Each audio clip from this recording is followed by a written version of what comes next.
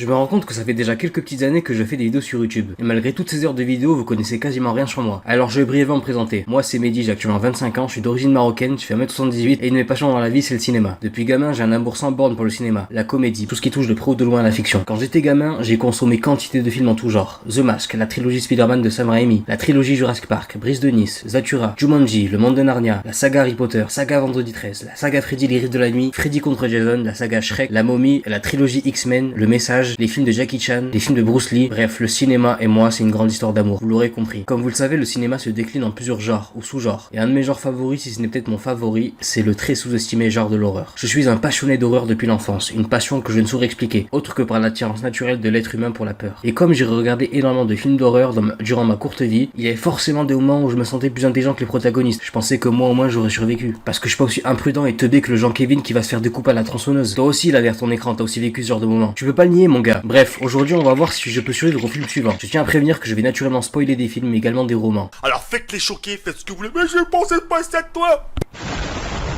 Bref, c'est parti.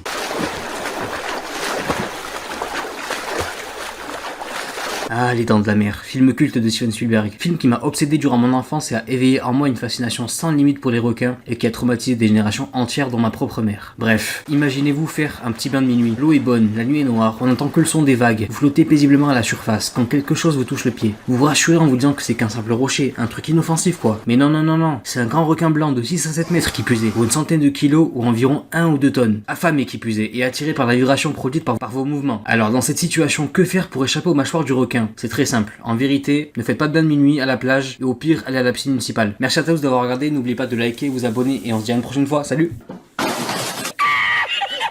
Bon, la vraie question c'est est-ce que je survivrais si j'étais dans les dents de la mer? Bon, pour commencer, je suis quelqu'un de très prudent. Je monte pas dans la camionnette blanche du mec chelou qui propose des bonbons et j'évite les plages sur lesquelles on trouve des grands requins blancs affamés. En tout cas, si je me baigne au moment où le requin décide de casser la croûte, au vu du nombre incalculable de personnes qui se baignent simultanément, le sens de l'orientation du requin sera perturbé par tous ces mouvements autour de lui. Qui plus est, vos chances de mourir tué par un requin sont infimes. Et le grand blanc n'est pas l'espèce la plus hostile à l'homme. Le requin bulldog et le requin taureau sont nettement plus dangereux. Bref, revenons à notre requin. S'il me prend pour cible, c'est simple. Je lui cagne de ses patates, les fourrins sur le museau et ça sera carré le S. Non, je déconne. S'il me prend pour cible, je suis finito. Je vais finir croqué comme un tacos double viande sauce Biggie sans boisson. Mais c'est même pas le pire en vrai. Plus tard dans le film et le roman, nos trois compères Quint, Brody et Hooper se rendent en mer pour soulever le requin à domicile. C'est Uber bagarre mais en bateau, tu vois. Perso, j'ai pas peur de l'eau. Et comme Brody, j'ai aucune expérience particulière en ce qui concerne l'océan. Vous me direz que dans le film, il pulvérise le requin avec les moyens du bord. Bon déjà, c'était la magie du scénario parce que dans le roman, Quint et Hooper ils crèvent déjà pour commencer. Et ouais, je spoil. Et Brody se prépare à crever. Le requin lui fonce dessus, prêt à en faire son casse-dalle carrément. Brody il priait pour mourir vite. Et du coup, c'est le requin qui a cané. À quelques centimètres de son objectif.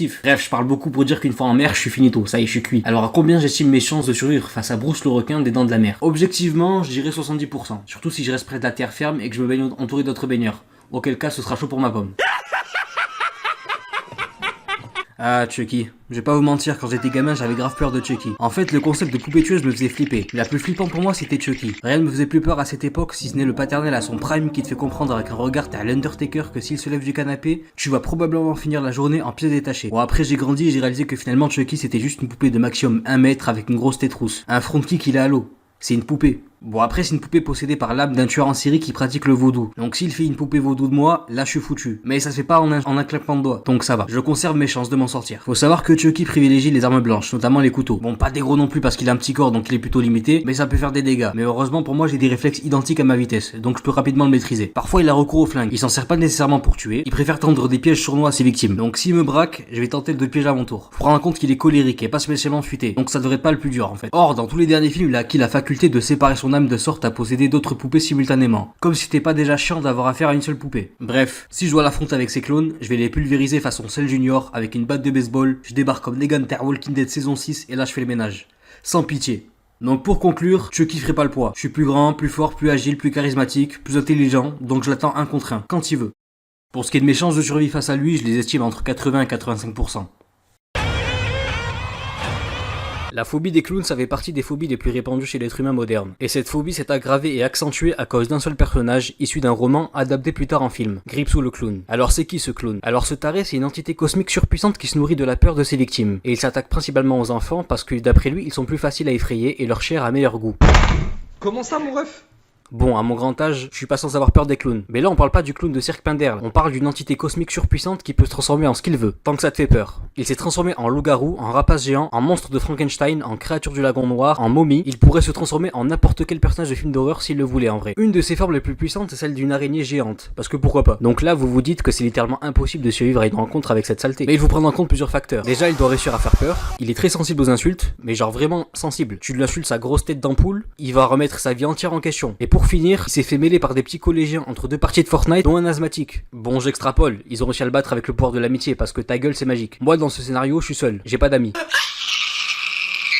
Donc qu'est-ce que je pourrais faire pour survivre? Quelle forme il prendrait pour réussir à m'effrayer et me bouffer? Pour commencer, ici on a peur que de Dieu, donc déjà ta gueule le clown. Mais il a des choses qui peuvent me faire trembler, comme par exemple les impôts, les factures, l'URSSAF. À partir d'un certain âge, ça devient vraiment tes principales phobies. Et pour le battre, comment je pourrais faire? En vrai, en solo, j'ai de très faibles chances de le battre. Même s'il arrive pas à me faire peur et que j'arrive à lui insulter tout son arbre généalogique, il aura toujours l'occasion de me dégainer les lumières mortes, me rendant incapable de contre-attaquer, et là c'est cuit. Par contre, si j'arrive à ramener des potes, là ça augmenterait sensiblement mes chances de survivre. C'est à double tranchant en vrai. Alors quelles seraient mes chances de survivre à une rencontre avec le clown dévoreur de gosses? Seul, on partirait sur du 45%. Mais en groupe, on pourrait augmenter jusqu'à 70%. Un groupe de natifs américains ont déjà tenté de le neutraliser avec le rituel de Chud, mais ça n'a pas marché. Vous me direz, mais personne peut battre le vrai pouvoir de l'amitié, sauf peut-être l'URSSAF du coup. I came for you.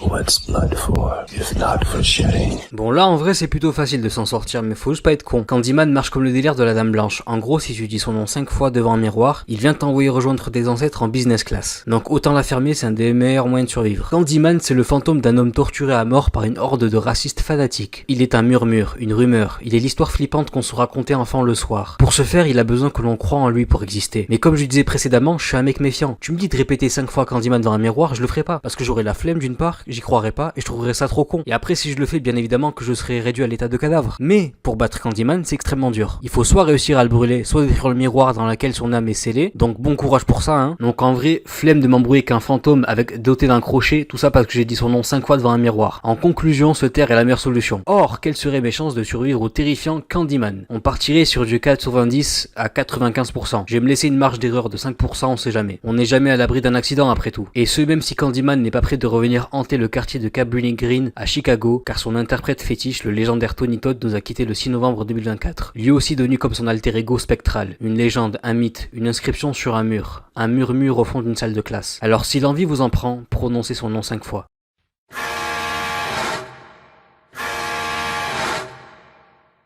Là, on va aborder un très gros morceau, une monstruosité sans pareil, probablement le monstre le plus effrayant de cette vidéo. Je parle bien évidemment du Creeper. Et là, je vous préviens, mes chances de survie seraient entre 0 et 15%. Autant jeter l'éponge et accepter son sort dignement. Mais c'est quoi le Creeper? En gros, c'est l'Undertaker s'il fusionne avec Devil Kazuya. On sait même pas d'où il vient, on sait juste qu'il existe depuis des milliers d'années et qu'il a connu toutes sortes de civilisations. L'Empire romain, l'Empire aztèque, l'Empire maya, les Ottomans, les premiers colons britanniques en Amérique. Et il serait responsable de la disparition des colons de Roanoke. Ce qui est d'ailleurs un véritable événement historique, mais ça mérite une vidéo à part entière. Mais c'est quoi le but du Creeper? Il mène une vie cyclique, il se réveille tous les 23 ans d'une longue hibernation, et suite à cela, il se nourrit pendant 23 jours. Et au lieu de faire comme moi et d'aller au Géladal taper des gros menus G11, lui il se nourrit d'êtres humains, mais pas comme le ferait un zombie. Il dévore des parties de corps humain, qui lui permettent de régénérer ses tissus et ses cellules, rallongeant considérablement son espérance de vie. Je m'explique, quand il était amoché après s'être fait rouler dessus plusieurs fois, il avait les jambes et le bras bousillés bien évidemment. C'est donc tout naturellement qu'il est parti dévorer la jambe et le bras d'un pauvre malheureux. Vous demandez sûrement s'il a des points faibles, j'aurais vraiment aimé. Tirez-lui dessus, ça ne le ralentira même pas. Empalez-le, blessez-le à la tête, il se l'arrachera pour ensuite mieux la remplacer en volant celle d'une de ses proies, qu'il aura choisi au préalable. Car oui, il choisit ses victimes. Il attaque rarement au hasard. Vous demandez sûrement comment il fait son choix. C'est simple.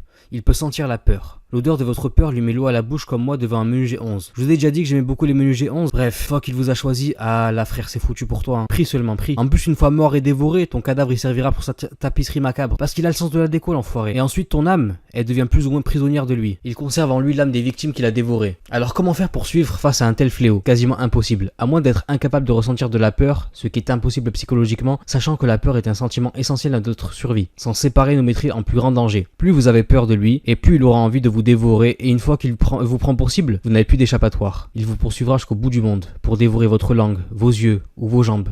Sauf si par miracle, l'aube du 24e jour se lève pile quand il vous attaque. Là, il sera forcé de partir dans un long sommeil de 23 ans. Mais soyons réalistes, ça n'arrivera pas. C'est arrivé une fois, et la personne visée a été sauvée au dernier moment. Vous pouvez toutefois le ralentir un peu, et le blesser grièvement en utilisant ses propres armes contre lui. Elles sont spéciales, permettant de gagner un peu de temps. Mais vous gagnerez juste un peu de temps. Il peut vous renifler jusqu'au bout du monde. Sa capacité olfactive est surnaturelle, dépassant celle du tyrannosaure. Et s'il n'était pas assez monstrueux, il est doté de 2 grandes ailes qui lui servent autant à voler qu'à attaquer ses victimes. Et quand il se sent menacé ou qu'il veut effrayer davantage, alors il déploie sa collerette avant de pousser un hurlement strident. En bref, comme je le disais précédemment, les chances de survivre sont quasiment nulles. S'il vous prend pour cible, fuyez. Grand bien vous fasse. Dans tous les cas, si vous entendez le chant du diable, c'est qu'il est déjà trop tard. Vous ferez bientôt partie de sa macabre collection d'âmes.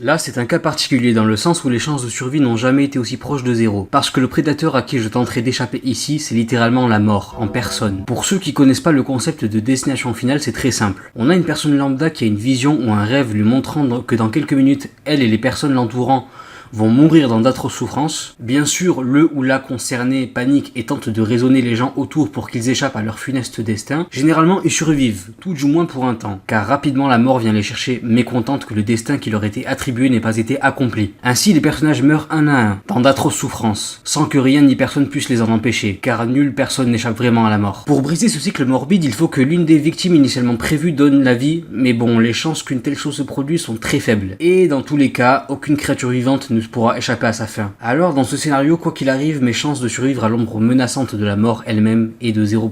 Et ce n'est pas si grave à mon sens. Le plus important c'est d'accepter notre sort, il n'y a que comme ça qu'on peut vivre pleinement la vie. Notre temps sur cette terre est limité comme vous le savez, plus que nous le pensons probablement. Alors l'essentiel c'est de répandre le bien autour de soi. C'est pas une chose aisée, les difficultés sont nombreuses, notre monde est de plus en plus froid et hostile, ce qui nous pousse à nous renfermer sur nous-mêmes un peu plus chaque jour. Mais je pense que petit à petit nous pouvons changer les choses pour le mieux, faire la différence. La vie c'est des difficultés certes, mais c'est surtout des choix. Ils sont déterminants dans nos courtes vies et définissent qui nous sommes. C'est à nous de faire les bons, pour nous et pour les autres autour de nous. Je préfère arrêter ma tirade ici, vous êtes probablement déçus que j'ai pas davantage parlé de la saga Destination Finale, mais le concept est si simple qu'il n'y a pas grand chose de particulier à en dire. Et je voulais vous parler avec le cœur. Je ne vous dérange pas plus, prenez soin de vous et de vos proches, prenez également soin de votre santé, et surtout vivez vos vies pleinement. Profitez de chaque seconde. On se retrouve bientôt pour de nouvelles aventures, que la paix soit sur vous.